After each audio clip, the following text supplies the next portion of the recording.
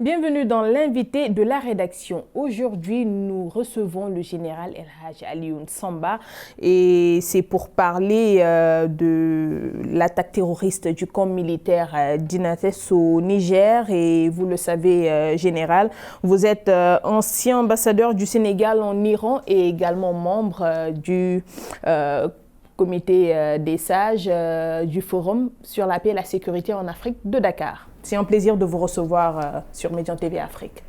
Plaisir partagé, madame. Voilà, vous le savez, cette attaque a engendré une mort de 71 soldats nigériens. Ils ont perdu la vie durant cette attaque. Alors, avant de parler de la réunion des chefs d'État du G5 à Niamey, quelle analyse faites-vous de cette double attaque qu'a subi le camp militaire d'Inates?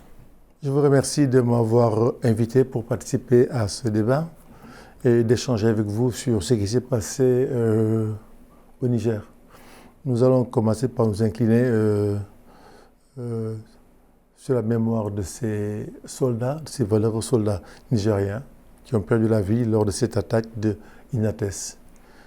Et c'est quelque chose de très regrettable et je crois que c'est la plus grande perte que le Niger a subie venant des terroristes ces dernières années. C'est quelque chose qui nous pousse à rejeter encore ces actions terroristes et à nous rendre beaucoup plus déterminés à combattre ce terrorisme qui est en train de faire beaucoup de mal à notre sous-région africaine.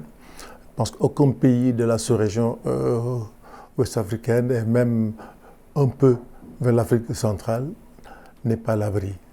J'ai entendu quelqu'un dire, un penseur sénégalais, disant que les terroristes ne visent pas seulement Ouagadougou, ils veulent aller rejoindre les côtes. Donc la menace, elle est claire, il faut que nous tous, qu'on s'organise et qu'on supporte les peuples du Niger qui sont aujourd'hui ciblés, du Burkina Faso et le Mali ont déjà à ses côtés.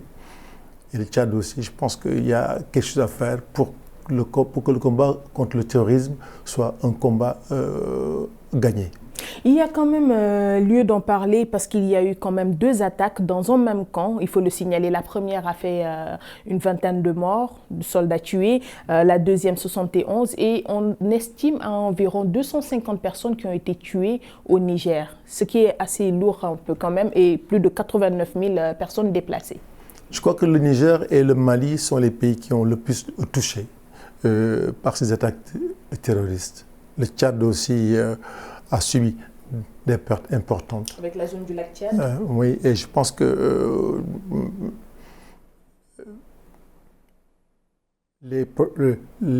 les États qui sont touchés, le Mali et le Niger, ont besoin de l'appui de leurs collègues qui sont là à l'affût, à côté, jusqu'au Nigeria, qui a commencé déjà à subir un autre genre de terrorisme avec Boko Haram. Donc là, c'est les terroristes qui sont essentiellement basés au Mali qui font mal au Niger, au Tchad et au Burkina. Et les chefs d'État du G5 Sahel ont lancé un appel aux autres pays de la grande région pour un renforcement de la coopération entre les services de sécurité et de renseignement dans la lutte contre le terrorisme et la criminalité transfrontalière. Que pensez-vous déjà de cet appel? Oui, c'est une très bonne chose, c'est un bon appel parce qu'eux-mêmes, ils ont entamé des actions pour lutter contre le terrorisme. Ils se sont rendus compte que leur action seule ne suffit pas pour vaincre le terrorisme. Et il y a déjà des partenaires traditionnels qui sont sur le terrain, notamment les forces françaises qui sont sur le terrain, depuis Serval jusqu'à Barkhane. Il y a aussi les forces des Nations Unies qui sont sur le terrain, les forces de maintien de la paix. Comme dirait l'autre, il faut d'abord gagner la paix avant de la maintenir.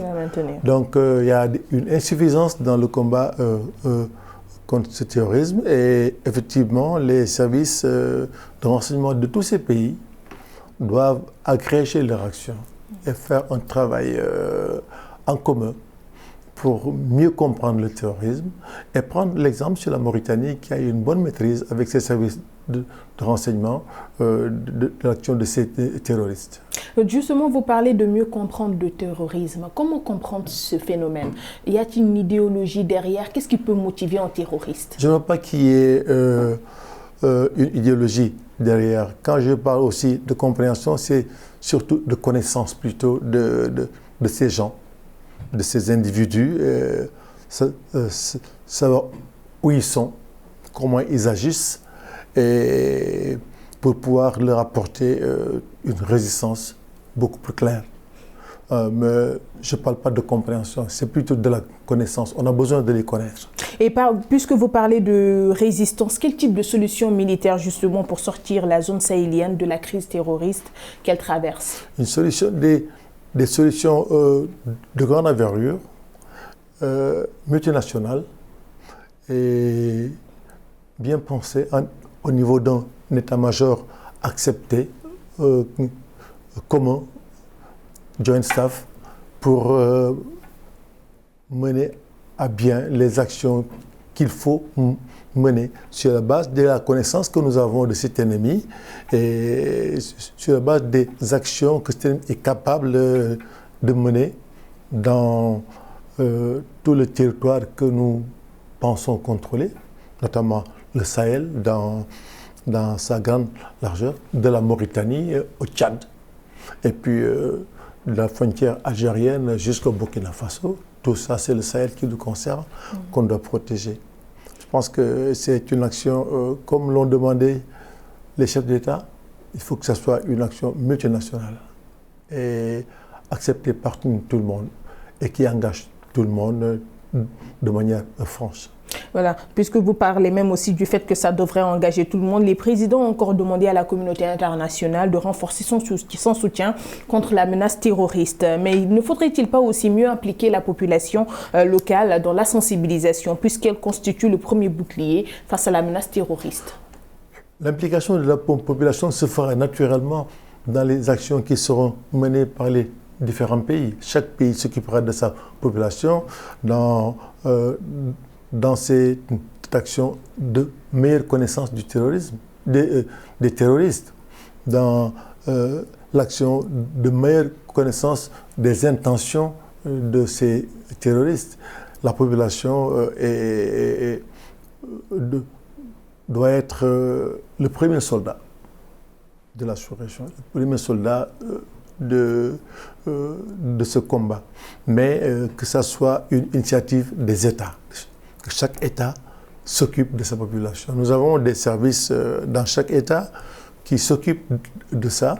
Il faut que les États s'impliquent et informent mieux les populations et s'informent des populations. Ce qui est très important puisque il faut fondamental. Aussi, voilà, il faut que la communication puisse passer, l'information pour que les populations puissent être alertées et également impliquées. Oui, informer, s'informer pour mener correctement ce combat contre le terrorisme. Informer la population, s'informer de la population et que le combat soit un combat fort. Fort. Voilà, en tout cas, on vous remercie d'avoir répondu à notre invitation. Merci beaucoup. Ainsi se referme cet entretien. Merci de l'avoir suivi. Bonne suite au programme sur Médian TV Afrique.